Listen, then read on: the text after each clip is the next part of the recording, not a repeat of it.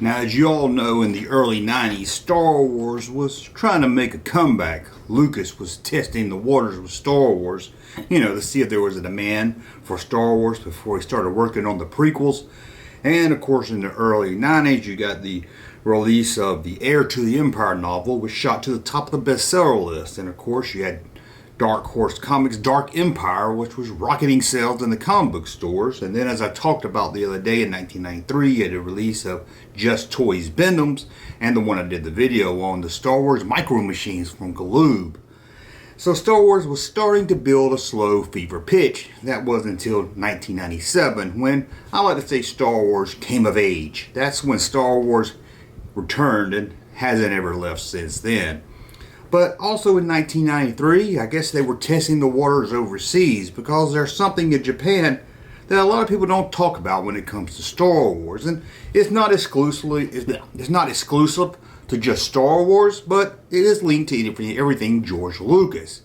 This was a live stage show called George Lucas Super Live Adventure. Great name, right?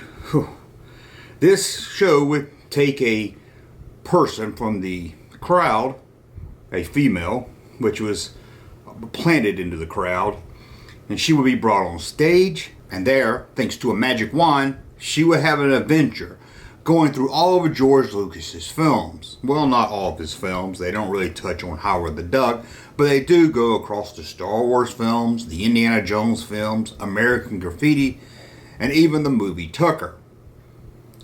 It's crazy. It's a whole crazy adventure. And leave it to Lucasfilm to also release some merchandise from it. You know they're going to do that. They're going to merchandise anything Star Wars or Lucasfilm related. But let's take a look at some photos and some videos from that stage show. The show ran from April to September 1993. And again was called George Lucas Super Live Adventure.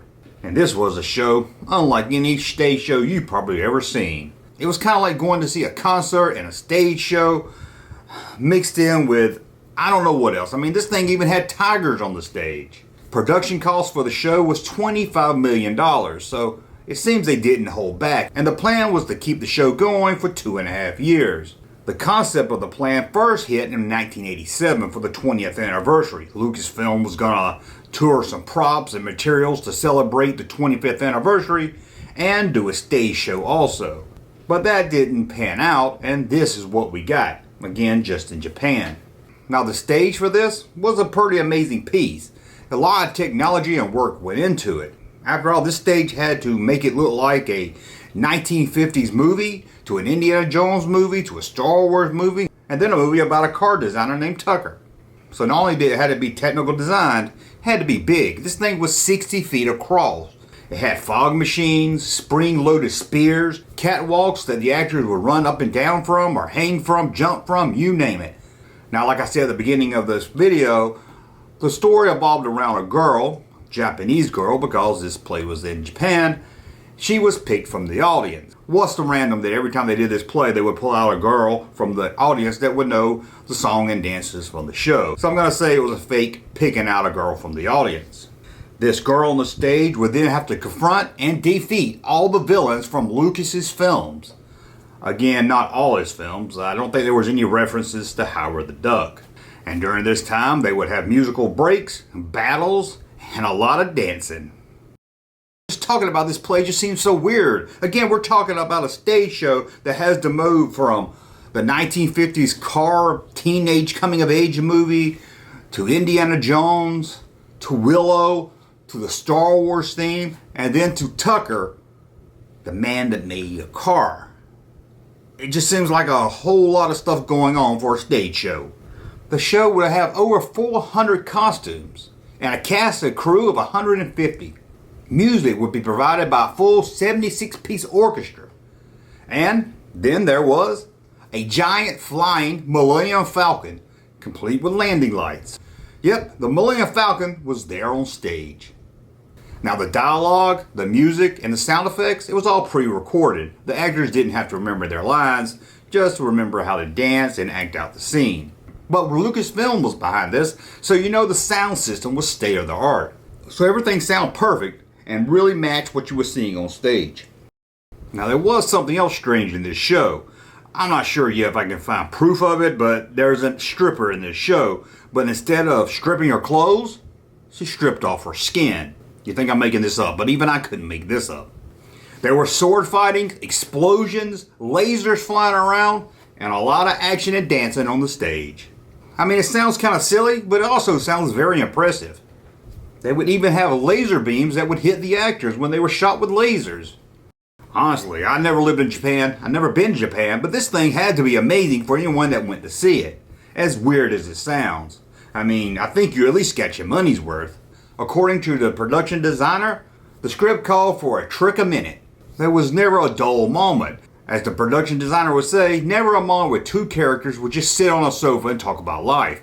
Ships were landing, spears coming out of the stage, things falling down and blowing up, and at the end of this girl's adventure, she would have to face off with Darth Vader. Now, she couldn't defeat Darth Vader with just that magic wand she got from one of the characters from Willow. She needed help. And who does she need help from? The audience of the show.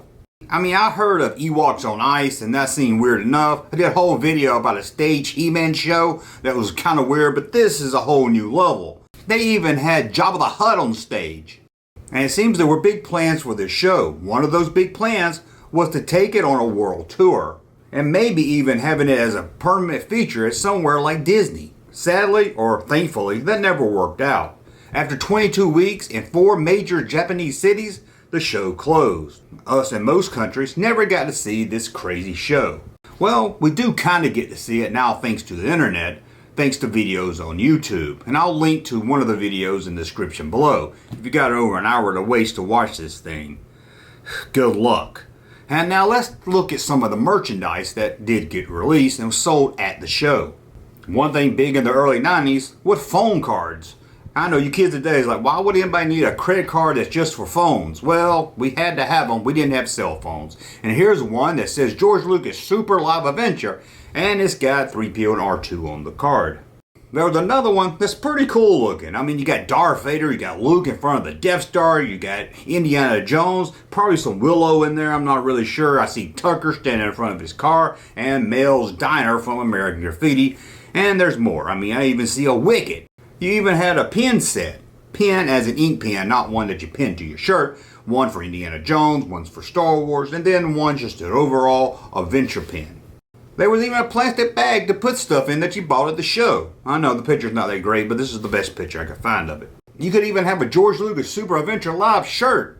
Man, I would love to have that. That looks pretty awesome. How about a George Lucas Super Live Adventure watch in a pretty nifty cool box? Yep, they had that too.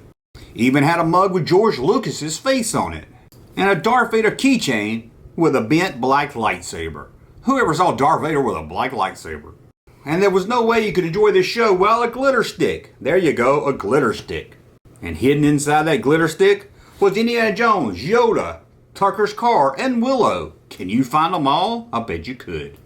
There was even a plastic lightsaber. There was even a Yoda doll. Probably one of the coolest is this R2 mug. Or it might be this Target game clock R2-D2. And then there was just some generic looking laser gun. But it did come from the show. And there was a lot more released, but I just pulled out some of the coolest stuff. And how I said, this is one strange, weird, wacky stage show. I wish I could have seen it live. I don't know if watching a YouTube video is going to be about the same, but I'm going to have to watch the video to pull out some scenes here for this video.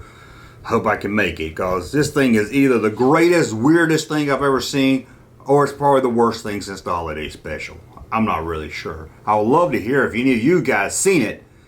Unless I got some people from Japan, I really doubt it. Or maybe you were just visiting at that time and you thought, oh, there's really nothing in Japan for me to see. What? A Star Wars, George Lucas, Indiana Jones, Willow, Tucker, American Graffiti stage show? That just seems like fun right there. Well, let me know what you think about this. Does it sound like a weird, crazy experience? Or does it sound like something that would be so horrible you wouldn't even want to sit through it? Or you're like, man, I gotta see that. That just sounds pure gold. Well, I want to thank you for watching. As always, thumb up so you like my content, subscribe to the channel, and we'll talk again soon.